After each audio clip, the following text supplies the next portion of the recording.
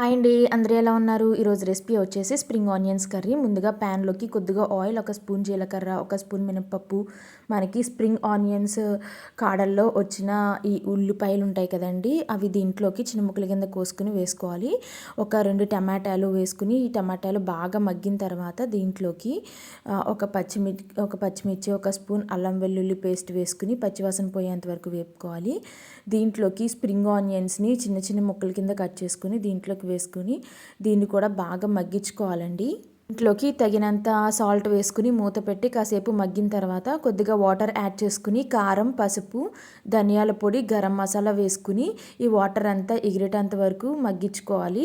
So అంతే, ఈ spring onions curry ready అయిపోయిందండి. ఈ ఉల్లికాడల కర్రీ అయితే చాలా బాగుంటుంది, టేస్ట్ చాలా కమ్మగా ఉంటుంది. మనము ఎక్స్ట్రా ఆనియన్స్ కూడా ఏమీ యాడ్ చేసుకునే అవసరం లేదు, దాంట్లో వచ్చిన ఆనియన్స్ సరిపోతాయి. వీడియో నచ్చితే సబ్స్క్రైబ్.